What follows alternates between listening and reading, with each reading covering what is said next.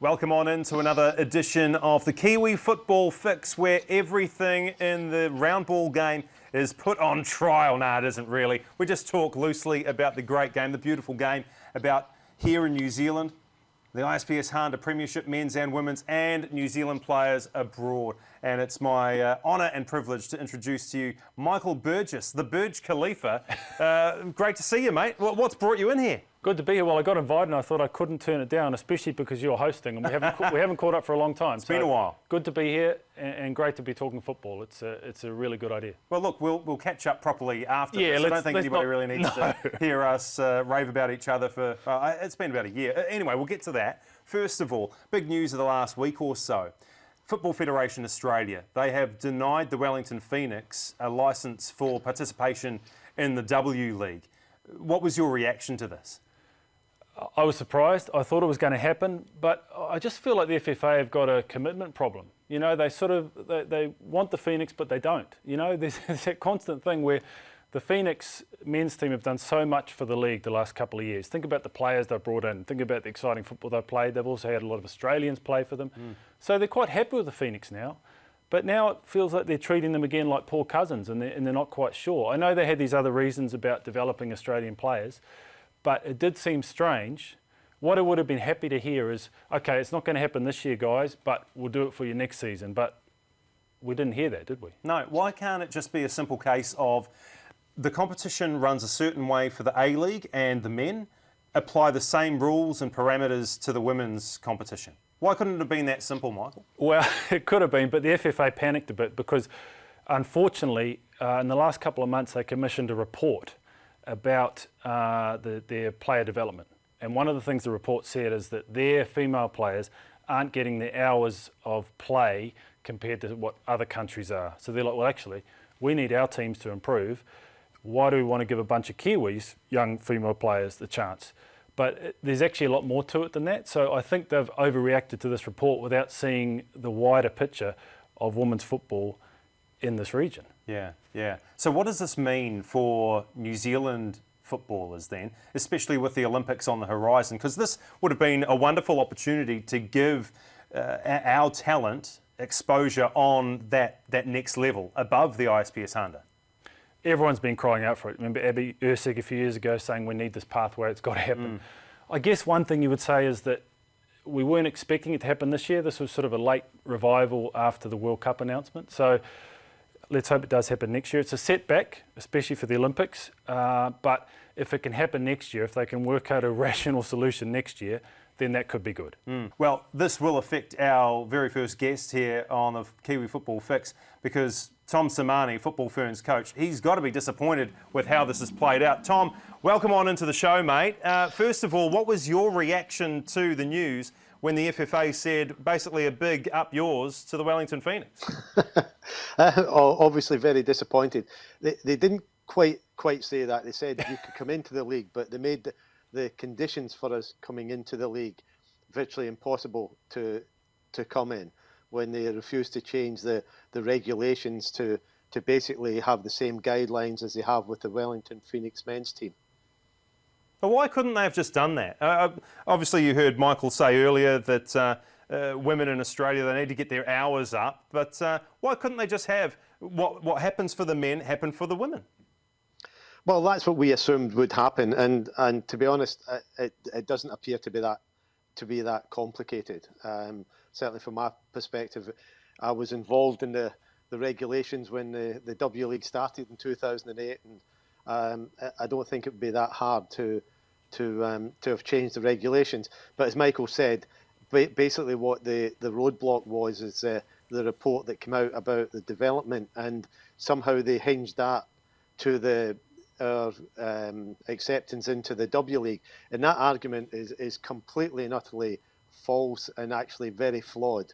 Their elite development pathway failures had started about 8 years ago, so it really has nothing to do with Wellington Phoenix coming into the W League, but it is, from a football perspective, it's a good soundbite from an Australian perspective. Tom, we know the Phoenix and the FFA had their issues over the years. It's been good the last couple of seasons, but a few years ago there were a few issues over various things. Do you think this could be related, this sort of love-hate relationship that the club and the FFA have had? The FFA seem very difficult to deal with. That's sort of the outside perspective. I don't know. I can't answer that because I'm not involved at that kind of level of governance. I think one of the factors in the organisational aspect of it was perhaps the time frame to suddenly put a new team in the league so late in the game when the league's only a couple of months away. So, you know, from my perspective, I'm not all that stuff's above my pay level, above my pay grade. So, you know, for me, the most important part is the actual football aspect of it, and I just think that the disappointment for me is a sort of narrow-minded thinking that linked in the refusal for us to come into the league based on development of young Australian players, when in fact a strong Phoenix team coming into the league would actually greatly benefit young Australian players. So with all that considered, Tom, do you think that the FFA will ever soften its stance? Like, will we ever see a women's Wellington Phoenix side in this competition? Well, I'm really confident that come this time next year there'll be a team in the league. You know, I think obviously having more time and to sort things out, and with the World Cup getting closer, hopefully sanity prevails and the decision will be reversed. Tom, what kind of compromise can you see here for next season? What would be the ideal situation from your point of view with the combination of visa players, Australians, Kiwis in the team? What sort of solution could you see? I mean, the simple and ideal solution is just to bring us in under the same rules and regulations as Wellington Phoenix men's team comes in. And I think you'll see the same mix. You'll see some of our international players coming back. You'll see opportunities for some of our domestic players, and then you'll see opportunities for some young Australian players. I think one of the other things that we were hearing from Australia is that they were concerned that we would put a national team into the league. And that won't be the case. Like the Matildas, we've got players playing all over the world.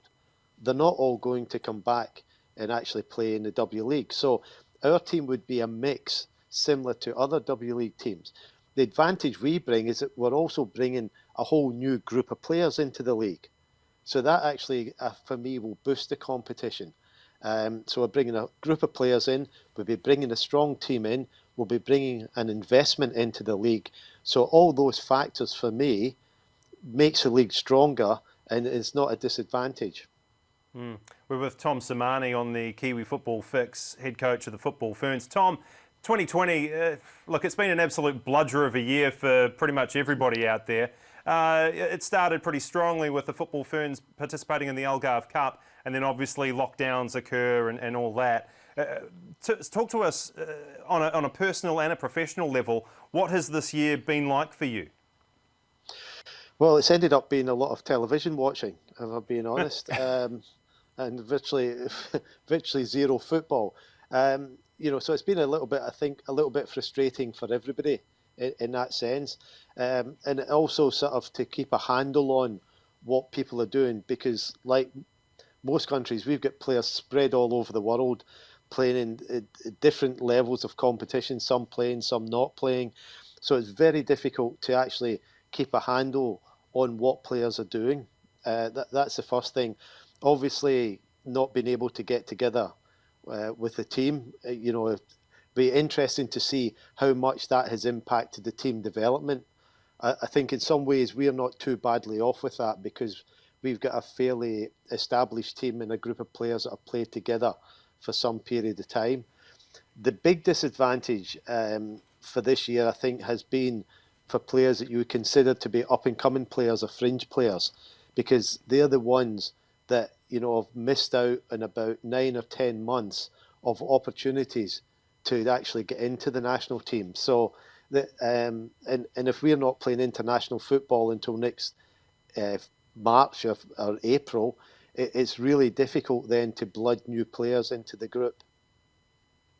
So that will have implications, I imagine, Tom, for your Olympic selection. I know you were planning to hopefully bring in 2 or 3 new or newish players, but that might be quite tricky now to have new players in Tokyo because of this situation this year?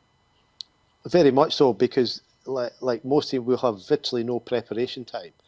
And with that, it really becomes hard to then look outside the established group, because you just simply don't have time to give those opportunities to a bigger group of players. 2020 wasn't all bad. I mean, you received a contract extension which takes you beyond the rescheduled Olympic Games. How important was it for you to secure that kind of extension so you can continue the good work that you've put in with the Ferns? No, it was. It was really good, and I love working with this group of players and the programme and the federation. Ironically, I think my contract's becoming the longest short-term contract in history.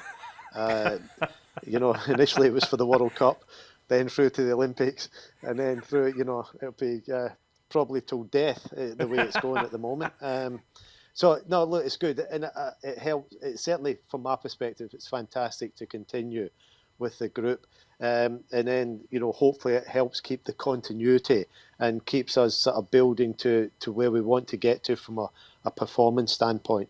Well, I'll tell you one thing, Tom. If you're going through to the end of the Olympics next year, you may as well just hang on for that World Cup on home soil in 2023. How are you rating your chances of being the coach at that time?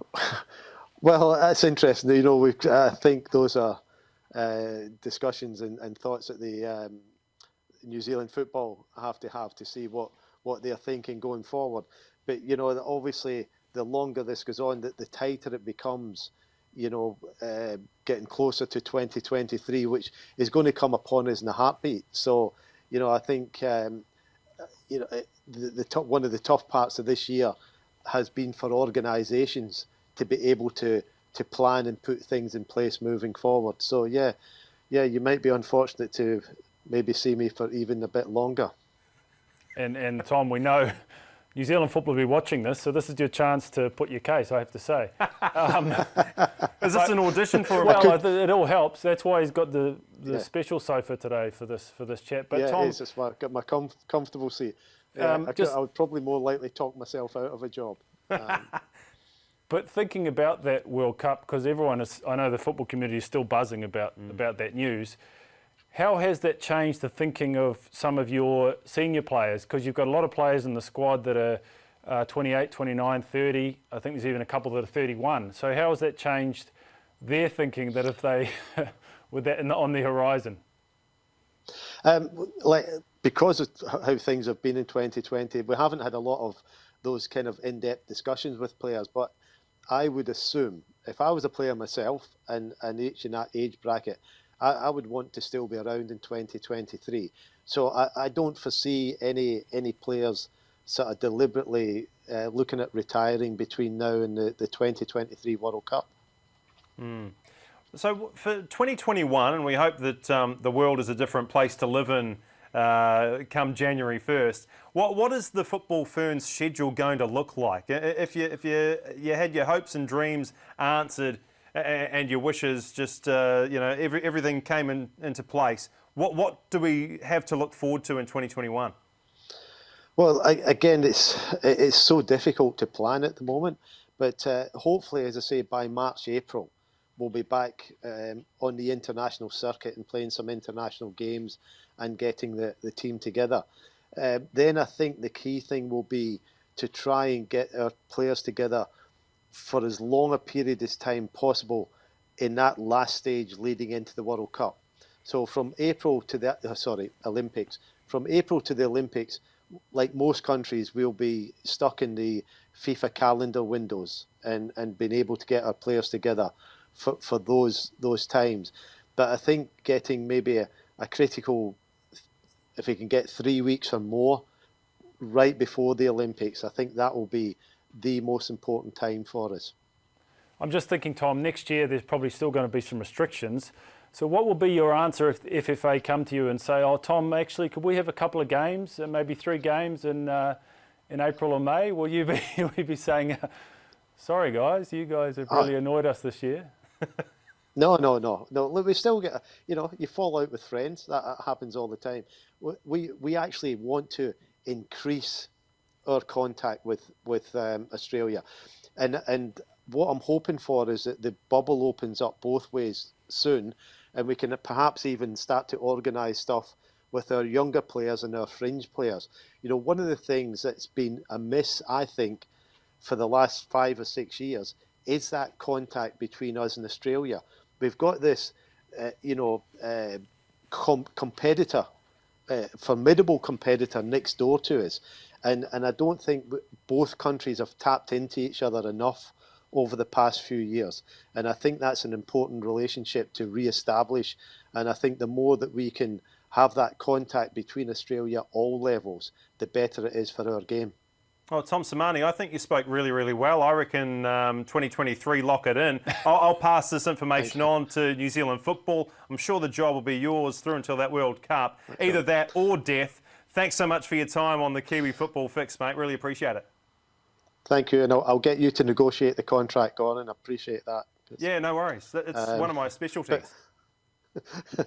But thank you. No, I really appreciate you bringing me on the show. Great to talk football. Cheers, mate. Good to see you. What did you think of what he said?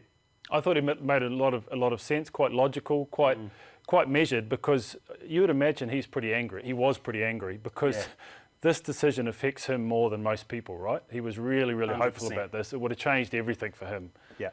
So the fact that it came out of the blue, and the fact that he said, as he said, it wasn't that logical. They were trying to use this soundbite to sort of defend the decision, but it's not that logical. So he would have been pretty annoyed. I know Tom goes to the gym most mornings, some afternoons, so I reckon there was some extra iron being pumped on those mornings. Taking out his anger on the tin. Yeah. But he's quite pragmatic, Tom. So now you can see he's looking, right, how can we do this to make sure it happens next year? Who can I talk to behind the scenes to smooth the waters and help work this out? That's the key, is that, okay, it hasn't happened, but it's got to happen next season. Let's hope so. Yeah. All right, let's move away from the Football Ferns and the FFA and the Wellington Phoenix and the W League. Let's talk about some Kiwis making waves offshore in the English Premier League. I'm talking Chris Wood scoring for Burnley. Oh, it's amazing, Goran. I mean, this story, what he's doing, we're starting to take it for granted, but it is absolutely incredible. I was talking to Ryan Nelson a few months ago for a story, and he pointed out that, hey, name drop there. Well, close personal friend Ryan Nelson. Yeah, I wish. I wish I played anything like him too. But he was saying that, and he would know better than most, right? Because he was there for 200 games in the Premier League. Oh, geez, they basically changed the name of his team. It was Ryan Nelson's Blackburn Rovers.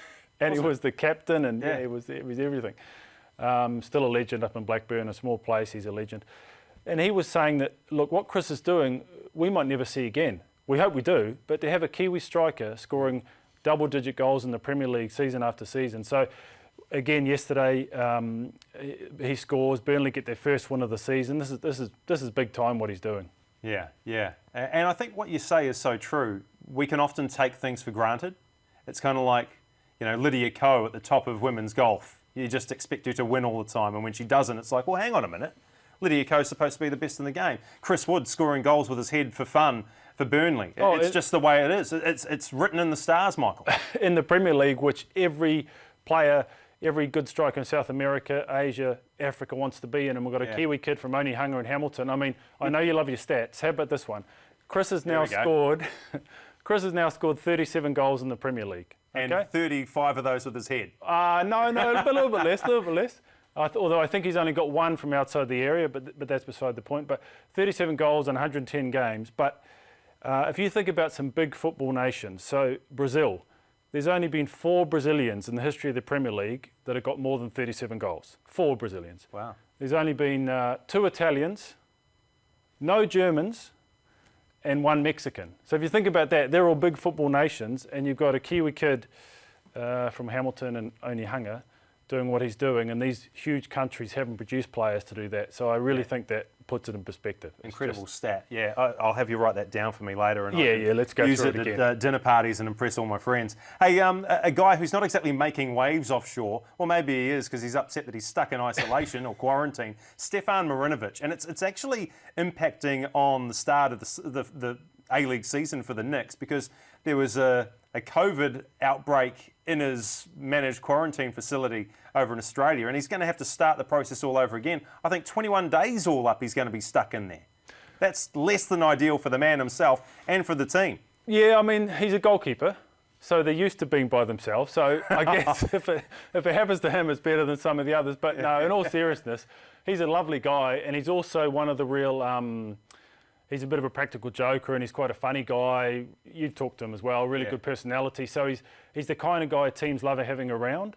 So not just an important player, but the Phoenix would want to have him to be with him, you know, to be with them and all that sort of thing. So I really feel sorry for Stefan. Can you imagine the extension to the quarantine? I mean, come on. Yeah, stuff that. It's not for me. Actually, seriously though, where does this leave the Knicks in terms of their goalkeeping stocks? Because it's Stefan Marinovic. Who else is there? They have got some good young goalkeepers. I mean, he won't miss any games. Oh, he's or anything, good enough to just like chuck in there. But I'm saying like worst case scenario. Let's say he misses the start of the season.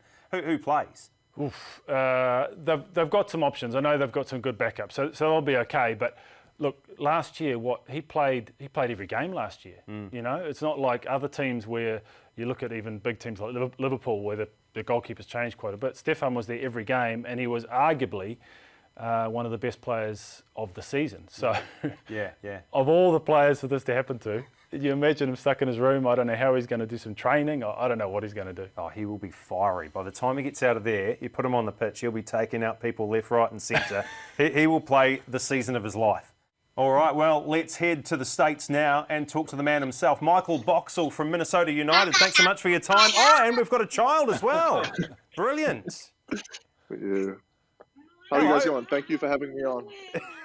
Who's this little one? This is my daughter, Maxwell. G'day, how are you? I like the confidence and the lack of shyness. That's a good sign. It's a good sign early on. Yeah. You've got to be happy with that. A career in the media Well, beckons. you want personality. Hey, Michael, thanks so much for your time on the Kiwi Football Fix. You're in the midst of MLS playoffs. How's the season gone to date? Pretty solid, I think. I mean, obviously, despite everything that's gone on, we've put together a pretty consistent season, and I think the last 2 months or so we've really started to find some form and getting into playoffs, scoring a few goals, keeping clean sheets. I think we're unbeaten in 8 or 9 matches. So yeah, we're obviously excited for this game this weekend. Yeah, and you come up against Sporting Kansas, complete with your All Whites teammate Winston Reid. How much are you looking forward to that collision? And how do you think Winnie's been going in the MLS?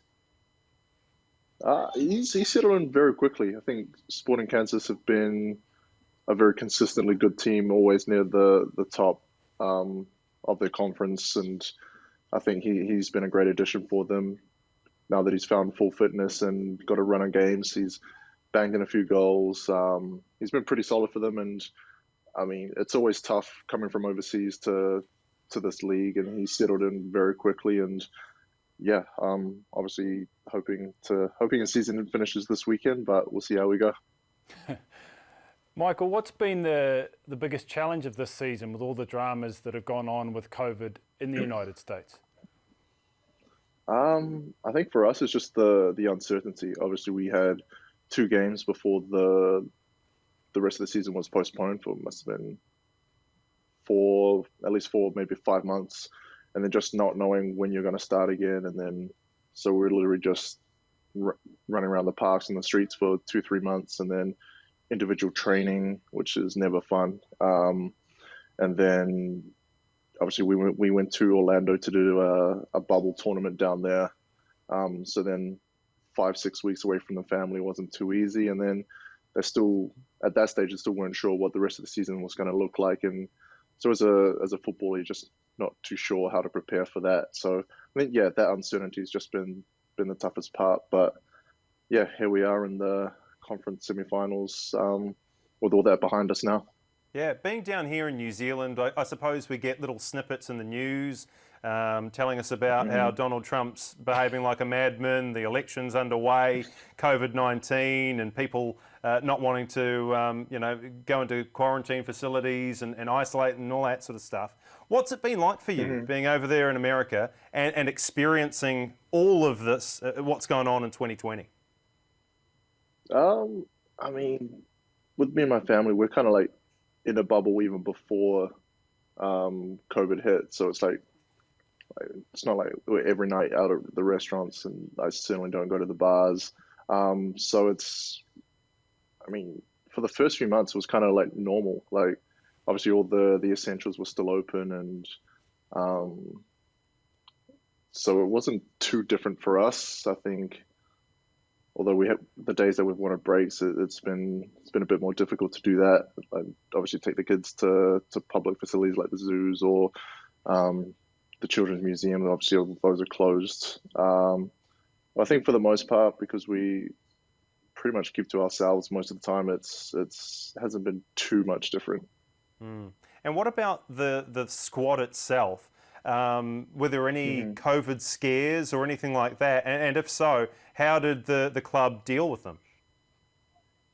Obviously, that's all pretty much regulated by the league, and yeah, I think our team has had maybe 3 or 4 cases and then as soon as a case comes, then you're getting tested the entire team's getting tested every single day. The facility shuts down.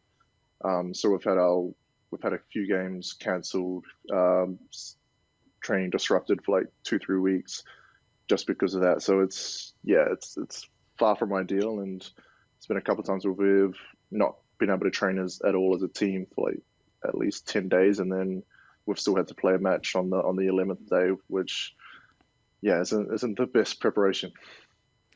And Michael, just away from the football, I know you've been there a long time. I'm trying to think. You're probably almost a citizen there now, but you've been there a long time. What do you enjoy about life in America? What's cool about it? Because it's an amazing country, so there must be some really cool things about living there. Yeah, for sure. I think probably since I was 18, spent probably close to 8-9 years here. No, I really enjoy it. Obviously, it's for us the comforts and everything that you expect. It's pretty similar to being back in New Zealand. Obviously, me growing up, I got into a lot of. I was very interested in the NBA, so being over here, it's cool to have that. And in non-COVID years, the owner of our football club actually has like 5 or 6 courtside seats at the Timberwolves. So to be able to be within almost touching distance of like LeBron James or Jimmy Butler has been pretty ridiculous, and not something I thought I would have been able to do if you'd asked me at 17, 18. Recently, you ran into a goalpost. Why did you do that, and who came off second best? That's something I wouldn't recommend you do. Yeah. 11 stitches later, I came off second best. Just trying to do what you can to prevent goals. I mean, if I knew it was going to go anyways, probably would have pulled out of that challenge. But goalposts, they're pretty solid things, you know. I hear the goalpost went in studs up. Yeah, with the cut I got, you would have thought so. But no, they need to switch that one out. It's not a nice one. Mate, I remember a few years ago, and you may not remember this, but you used to have a chat with Darcy Waldegrave and myself on Radio Sport, and you were the self-proclaimed... Yeah, you do remember. The self-proclaimed fastest man at the Wellington Phoenix. Yeah, we were supposed to have a race, and he never showed up. Yeah, we never got around to having that foot race. How is the pace? Like, is it still as quick as it's ever been, or have you started to slow down in your old age? No, I've still got, I'd say it's still pretty close to what it was. Wow. Still training pretty hard. So still, yeah, obviously with our GPSs, they track all of that and what our top speed is. So I think I'd be there or thereabouts. So yeah, if he still wants to race, I'll be back in, I don't know, 5 or 6 weeks if he wants to run that back. I think Darcy's like pushing 60 now, so it's probably not best that we get him out on the running track, and I'm damn near 40. So I think I might pass, mate. It's could do just it an backwards. opportunity missed. Hey, on the football field, there were a couple of games slated to go. I think one would have been played a couple of weeks ago, Michael. England and Belgium for the All Whites. Can you talk to us about the excitement when it was first announced, and then the disappointment when they had to be cancelled? Yeah, obviously had a few talks with Danny like previous in the year and hearing whispers and rumors of what might happen. And yeah, I think the October-November windows were looking very promising considering we hadn't played for a long, long time. So yeah, I think the thing I've enjoyed most about my football career is my time with the national team. Gone to some pretty cool places, and there's so many great guys to play with on that team coming from all walks of life. And so when we have those sort of opportunities, that's when we really want to like jump at them. And I think as any sportsman, you really want to challenge yourself against the best in the world. And I think England and Belgium are they both must be like, I think one was number one. England's got to be top 10, top 20. So yeah, you really want to test yourself against the best. How tough has it been for you, Michael, with the All Whites who showed so much promise last November in Ireland and then against Lithuania, this young group that Danny Hayes bringing through, and you haven't been able to get back together, and you might not be able to get back together until March or April. How tough is that to take? Yeah, it is frustrating. Obviously, I think particularly the first, 60, 70 minutes of that game against Ireland, I was so happy with what I saw. And obviously, my first time playing with a lot of these young players who, heading into that window, I wasn't sure what to expect. But then, first 10, 15 minutes of the game, all these young Kiwis are putting it up against some Premiership and Championship players which is like two of the toughest leagues around the world. So, after that, you really want to hit 2020, get the ball rolling, and really push on. But then, obviously, this crazy world had different plans, and kind of all been on hold. But I guess it's kind of given us opportunities to focus on club football. I think MLS doesn't really stop for all FIFA windows, so you've kind of just to be able to be present with your club, and even though there has been a big hiatus and whatnot, I miss international football so much. Looking back to that Ireland game, hopefully the calendar can resume next year and can resume safely. Yeah, fingers crossed, mate. And in the time being, I'm sure you'll just plough on with Minnesota United in the MLS playoffs. How deep do you think you can go, mate? You think you can go all the way? Have you got the team, the squad? I think our front four is pretty dangerous, and we're a pretty tough team to break down. And I don't think a trophy is unrealistic for this team. I think, but first things first, we've got to take care of winning it at his place. Yeah. Studs up challenge in the thigh or groin area. I'm expecting to see that. We've got coverage on Sky as well. Michael Boxall, thanks so much for your time on the Kiwi Football Fix. Great to see you. Go well, mate. Thanks for having me, guys. Great to have a chat with Michael Boxall. Before we dash on the Kiwi Football Fix, Michael Burgess, it's early days in the ISPS Handa Premiership, both men and women. What have you made of the calibre of teams and players that are at their disposal? I think what we're seeing is, there's a lot of good players out there, because as we've said before, there's players who couldn't travel this year, so the depth is a bit stronger than other seasons. And it seems at the moment anyway really competitive. So you've got surprise results. You had Hamilton beating Auckland City last week. I don't know when that last happened. So both competitions seem a bit more even this year, which is great. It's what you want to see. And I'm also liking the fact that you're seeing a lot of young players coming through. You look at Waitaka United, they're using a lot of young players, the Phoenix Reserves, of course. So there's some really good signs, because if we have a competition where you've got 4 or 5 teams jousting for the top, that's really what you want to see, isn't it? Yeah. Have you got like a player to watch or a game to look out for this weekend for us? I think they're all pretty good, but I'm looking forward to seeing the Phoenix Reserves. I like what they're doing so far. I had a big win against Waitaka United last week. I'm looking forward to seeing the Phoenix Reserves against Eastern Suburbs. Eastern Suburbs have been one of the standard setters as well. So I think that match will be beauty. All right. He's been the Burj Khalifa, Michael Burgess. Thanks for your time on the Kiwi Football Fix. We will join you again, same time next week, talking all things New Zealand football. Until then, have a good one.